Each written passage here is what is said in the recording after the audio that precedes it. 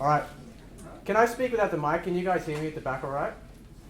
Just cramps my style a little bit. So a very good evening and warm welcome to our first event of 2014. My name's Karan Anand and I'm going to be your MC for tonight's proceedings. It promises to be a really invigorating and thought-provoking event.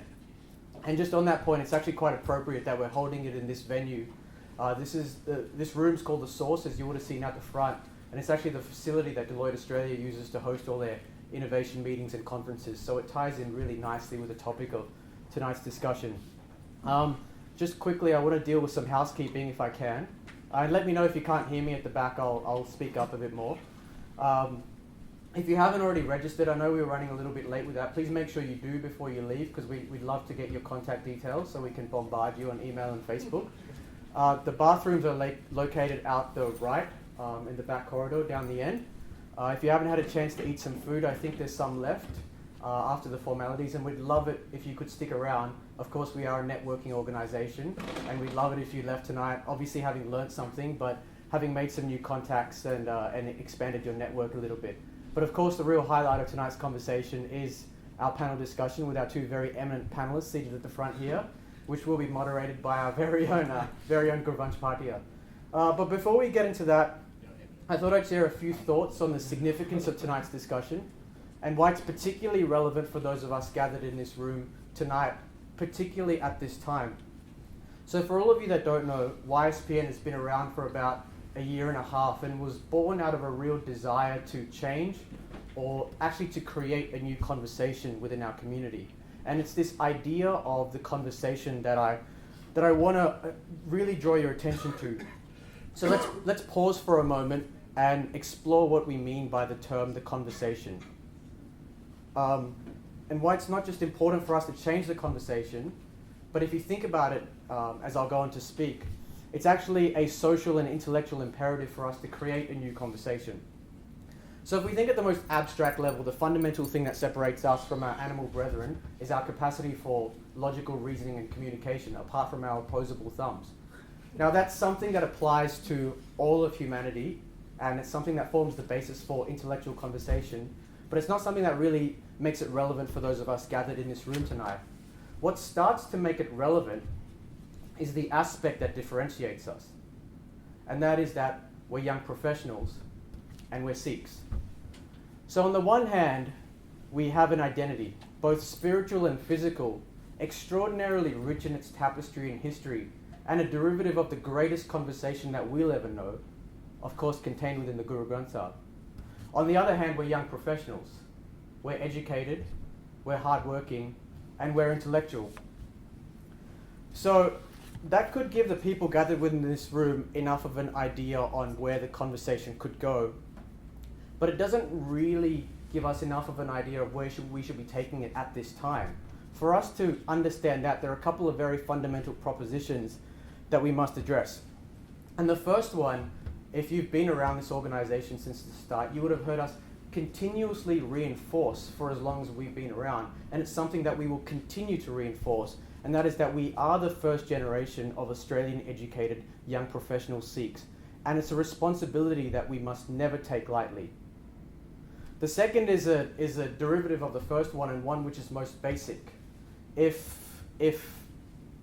we're going to accept this responsibility, then we must act. And if action is the application of intellect, as it is in this case, then conversation is the tool that links the two. So if we then assert that facilitating an intellectual conversation is an imperative, then what is it that we should be talking about, and what have we, YSPN, been espousing in terms of conversation since we've been around? Well, the simplest way to think about the latter is to consider the flow of events that we've had since we've been an organization. And our focus in 2013 was to take you through an exploration of yourself, both as an individual and a professional.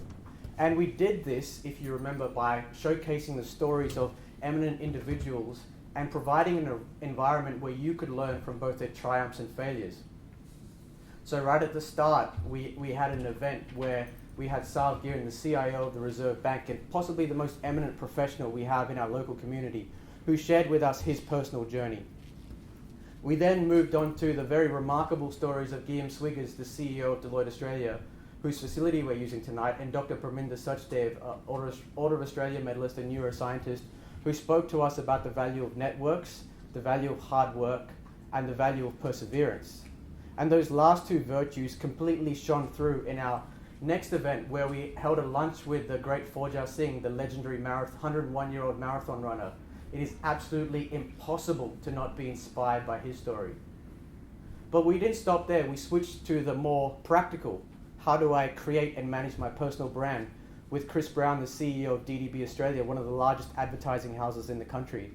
And then we held what was possibly our most important event of our first year, where we celebrated the success of women within our community, trying in our very little way to fulfill that basic tenet of Guru Nanak's creed, that we are all created equal, and this is something that we must always cherish and celebrate. Now, I'm not sharing these with you to try and toot our own horn or try to elicit some sort of praise for the organization. I'm merely trying to show you that we are driving towards a greater purpose, that it's something that's bigger than the sum of the individual parts gathered within this room, and it's something that's worth fighting for. And it's this idea of creating something that's bigger than the sum of the parts gathered within this individual room that forms the basis of our event strategy for 2014. The conversation is continuing, but we're pivoting it slightly. Rather than focusing on you and me as the individual, we're now going to focus on how we grow together collectively as a community.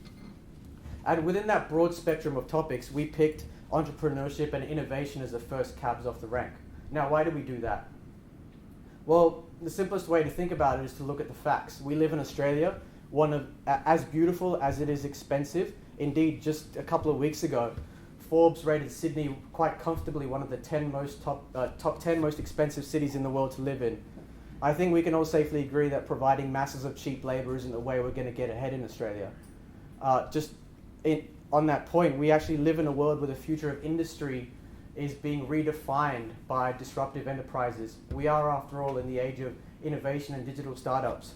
And if you needed further evidence, just think of the household names as in Apple, Google, Facebook, PayPal, Instagram, eBay, WhatsApp, Freelancer, Atlassian, all multi-billion-dollar companies of which only one existed more than 15 years ago. But more specifically within the young professional Sikh community, where again it becomes relevant for us, there is just no way we're going to get ahead by harnessing our masses of labour.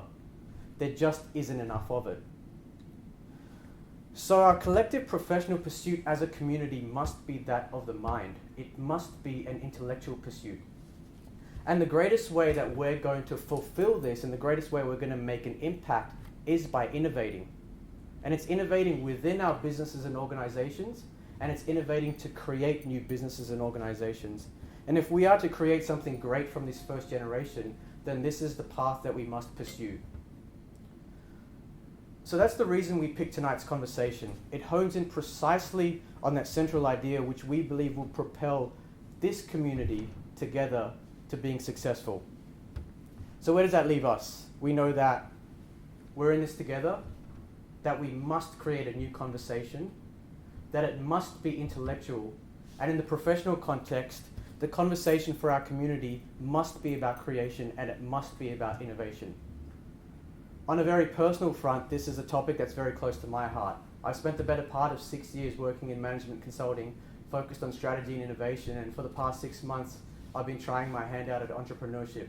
And if there's one thing I've learned from my time in these fields, it's that inherently new business is about disrupting or improving the status quo, thereby being one of the primary conduits towards progress. I believe that this is a virtuous mission. Now, how we go about it or what specifically we should do, unfortunately, I don't have the answers to those. Thankfully, we have a couple of guys in the room who are much smarter than I am, who are going to help us unwrap these very complex questions.